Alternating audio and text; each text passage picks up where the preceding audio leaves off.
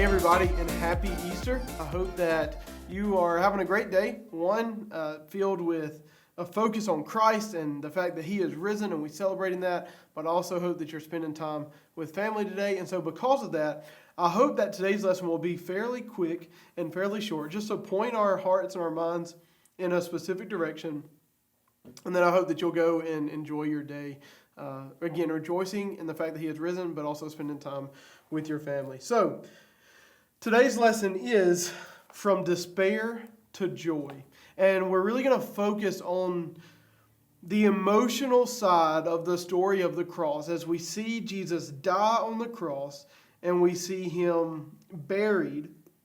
Then we see the empty tomb and we see that He has risen and the fact that He conquered death. We're going to walk through that. And just for a reminder of us, the fact that Jesus' resurrection turns all of our despair to joy because His resurrection changed everything. So let's look at John chapter 20, verses 11 through 18. Obviously, you can look at any of the Gospels and see moments of Jesus' death and burial and resurrection. But we're going to look at John chapter 20, verses 11 through 18.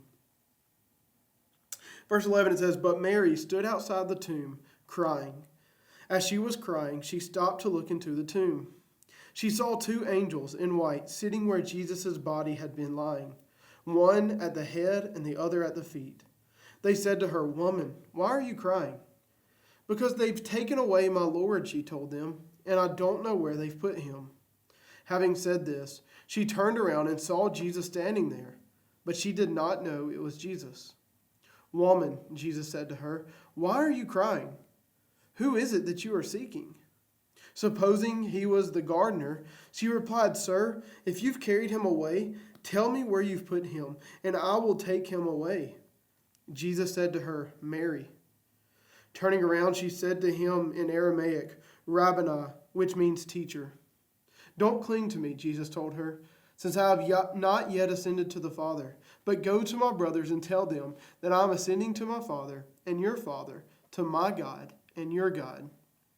Mary Magdalene went and announced to the disciples, 'I have seen the Lord.' And she told them what He had said to her."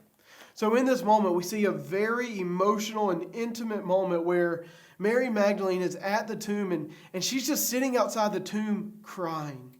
She is heartbroken. She's devastated. The one that not only she loved and she cared for, but the one that was supposedly come to be our Messiah, to make everything new, was dead. And on top of that, not only was He dead, but she goes to visit Him and He's not there either. And so she is heartbroken and she's just sitting outside the tomb crying. And the angels are inside the tomb and they're asking her, "Why are you crying?" She said, "Because they've taken my Lord away." Not only have they taken Him away in the sense of being alive, but now they've taken Him away where His body is not there and she is destroyed. Every year at Easter and really throughout the year, I think it's important for us to realize the days between Jesus' death and His resurrection. Think about what the people were going through. All of their hope had been placed in Jesus and now He was dead. And not only was He dead, but they go and visit the tomb and He's not there either. What's going on? What is happening? How did we get to this point? And then Jesus Himself appears to Mary and He begins to talk to her and she assumes He's the gardener and doesn't even recognize Him. And then He says her name. And I love the fact that when He says her name, she immediately turns and sees and knows that it's Jesus. But in this moment of despair, she hears her name and she turns around and she is filled with excitement and she calls Him teacher. And then Jesus says, "Don't get too excited, okay? Don't cling to me because I have not yet ascended to the Father." Because Jesus knew that, yes, He had risen from the dead, but He would not be here for very long because He had other business to handle. He had other responsibilities and purposes to fulfill. But as He is kind of instructing her that, yes, I'm alive and you need to go and tell everybody, He also says, Soon I am ascending to my Father, who is also your Father. I don't know what just happened. But I am ascending to my Father, who is also your Father, and to my God, who is also your God.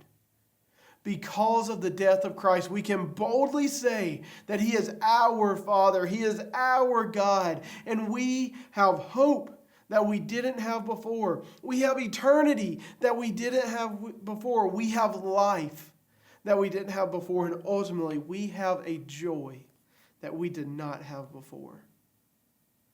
Because Jesus' death, while there is great despair in the moment, He brings great joy and great life. And so even today in our lives, even when we experience hard times and we experience despair and we experience all the horrible things of the world, Jesus, His resurrection, His life turns our sorrows to great joy. Celebrate in that today. Rejoice in the victory that He has given us today.